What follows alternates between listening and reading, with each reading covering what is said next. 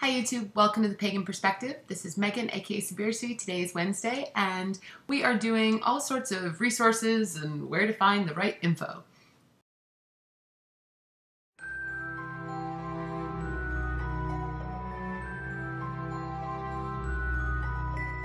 Hi YouTube, welcome to Pagan Perspective. I am Megan, aka Sabirsi. Today is Wednesday, and we are doing a topic all about pagan resources.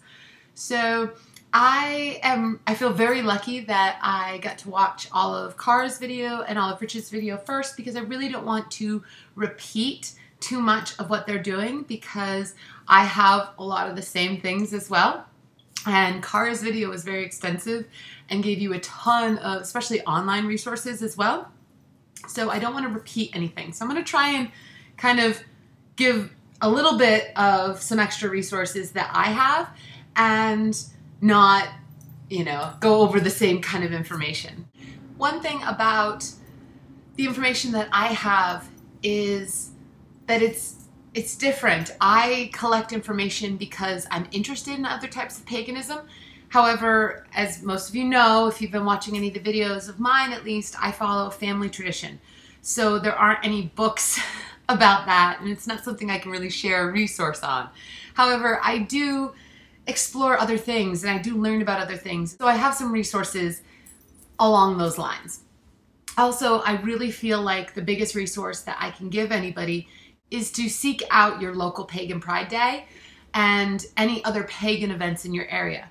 I'll link down below to the Northeast area. A few different pagan events are the Southern New Hampshire Pagan Pride Day, Western Mass Pagan Pride Day, Eastern Mass Pagan Pride Day, Connecticut Pagan Pride Day, as well as Celebrate Samhain in Peterborough, New Hampshire, and the Magical Marketplace in Nashua, New Hampshire.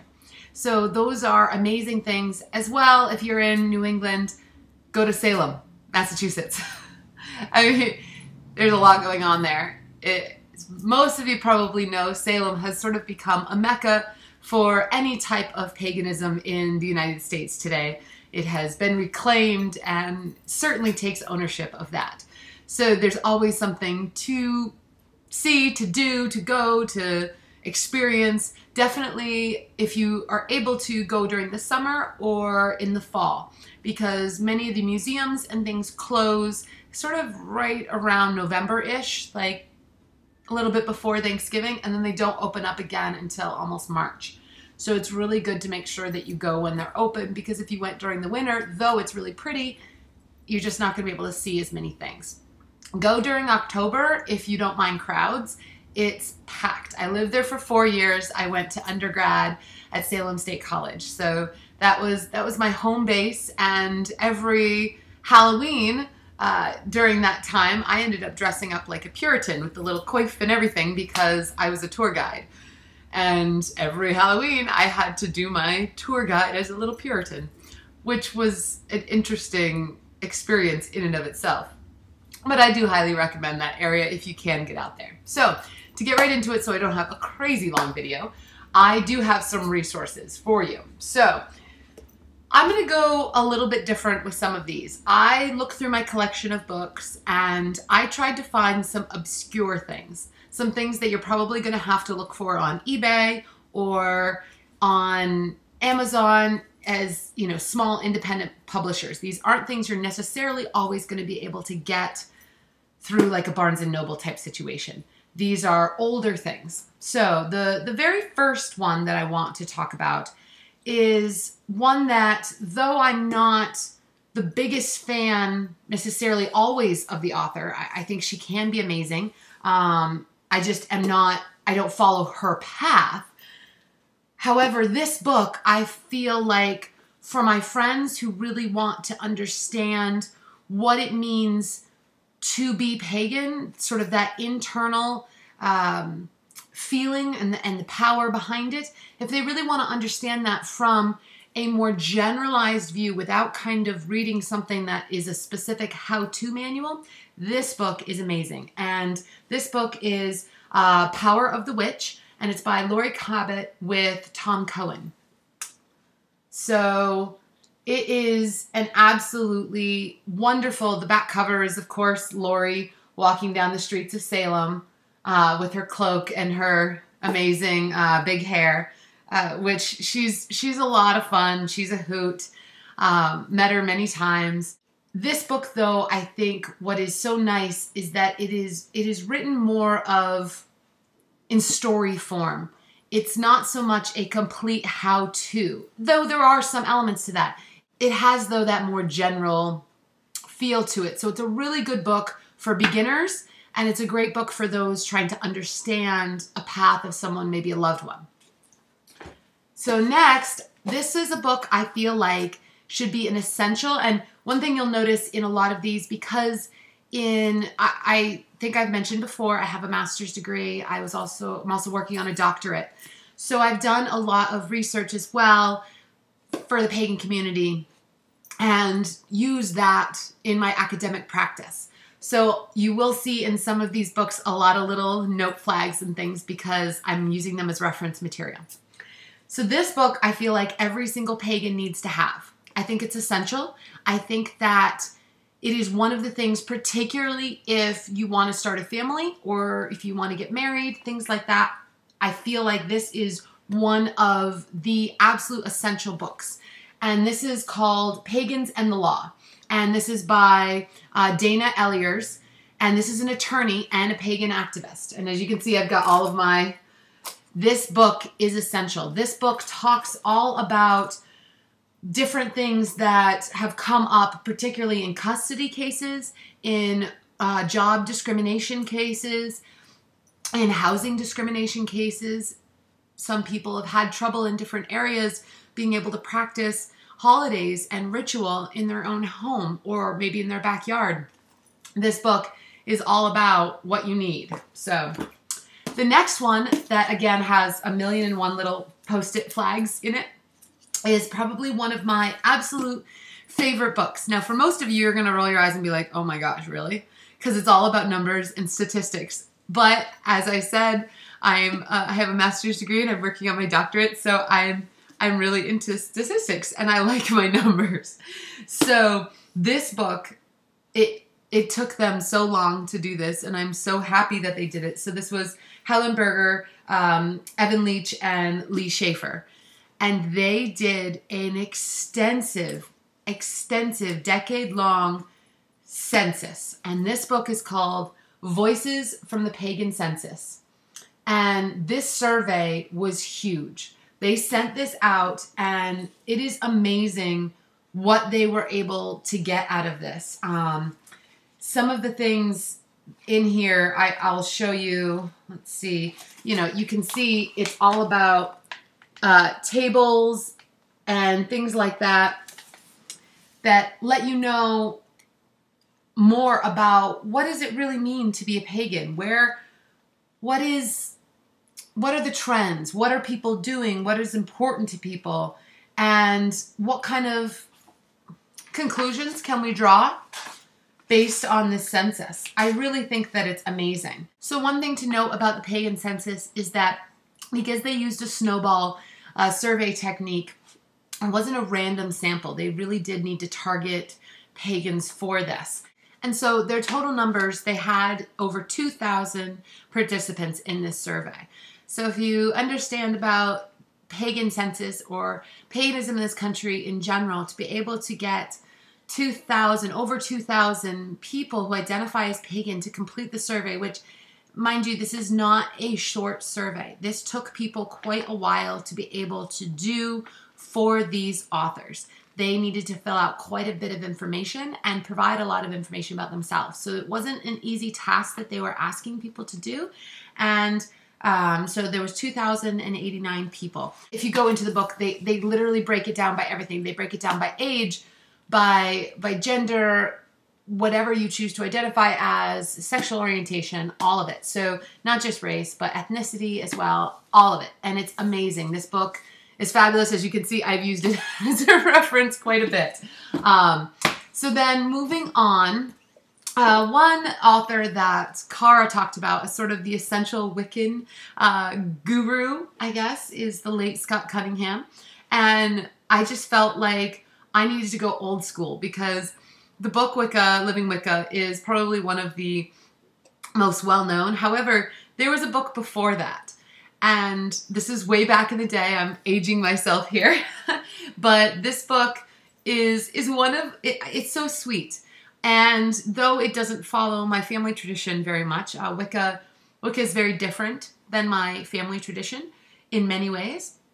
However, what I love so much about it is when I got it at the time when I was trying to look at, well, what is this neo-pagan thing? What is Wicca? What is all these things that other people are saying that are different than my faith, but I'm kind of part of their faith too? And it was confusing for me, so I wanted to seek it out. And so I got this book way back in the day, and this is Wicca, the Guide for the Solitary Practitioner.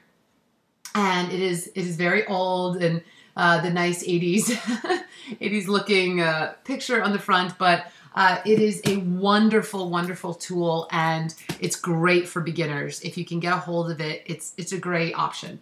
So then one thing that Cara did bring up is she had a book on kind of crafts and holiday activities for families, and I'm very big on family tradition, as you know. And so one thing that I wanted to see was some of the ways in which pagans were incorporating their faith into their daily life and handing things down. I know how it was handed down to me, but you know, we all want to do things a little differently, and how can you change it up? How can you find your own style? And so two books that I think are excellent on that are by Sareth, C. Sareth and Maggie MacArthur. And this is The Pagan Family and Wicca Craft for Families. And I think they're both excellent books. They give some great options, some great little crafts, and they really do find ways to simplify things down. What I really liked about them was that one of them gives songs and things, Wicca Craft for Families actually. And I love that there were some songs included and some different options for each of the different rituals. I thought that was a wonderful way to incorporate it into my my tradition and my family's path, because I think it would be so much fun. What I liked so much about it was it really also had an emphasis on how do you incorporate children into public rituals, because one of the things that I didn't get to do as a child is attend public things, things outside of the family. And I'm so actively involved in my local pagan community now that I really want to be able to involve my children in that, as well as keep them in the family tradition. So I really like those books for that. The next book is actually on, I was going to do the Encyclopedia of Magical Herbs, but Cara mentioned that already, and that's one of my absolute favorite go-tos. I'm an herbalist, as many of you know. If you've seen my personal channel, I have a lot of herbal videos, and one of my absolute favorite books ever, if you have watched me, you know that I was studied with Rosemary Gladstar. And so one of my absolute favorite books is a book of hers called Herbal Remedies for Vibrant Health. And this book is absolutely brilliant. It is filled with just so many different pictures and different things, recipes. It's such a wonderful tool to be able to use, and little anecdotes all along the way. Here you see a pagan statue. It's just absolutely brilliant. I couldn't recommend it enough. And then I have two more books. So these books are, one is to sort of give you that overview. Now, if you have been sort of around in the pagan community at all, or looking at books, you probably have heard of an author called Silver Ravenwolf. There's a lot of controversy over Silver and Ravenwolf. Now, Silver, I think, had a place, absolutely has a place in the book world. I think that some people are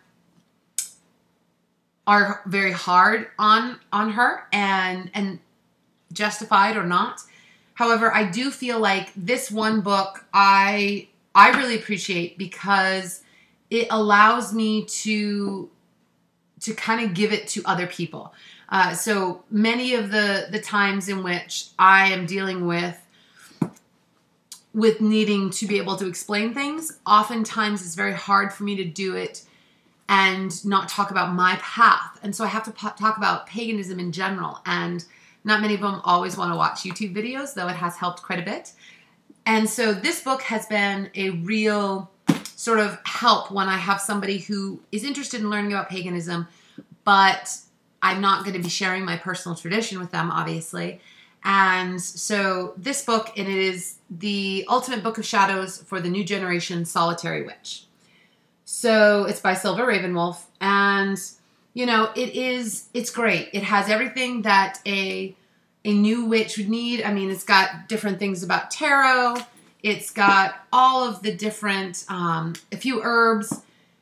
It's got day alignments and crystal work and rituals for all the Esbats and Sabbats. It's got it all in there.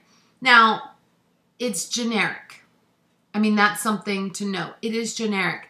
But for somebody who just wants to know a little bit of information, it can be a good starter tool. Same thing I can say with pretty much any of Silver's books. They are really good starter tools. In particular, I think that the book Teen Witch is, I didn't decide to show it.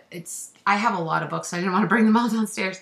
That book, I feel like I keep around actually as a reference. I'm a therapist, and that book is often a great tool because in the beginning of it actually is a letter to parents that talks very generally about paganism and assuring them that no, their child is not going to be, you know, sacrificing small babies to a spaghetti monster.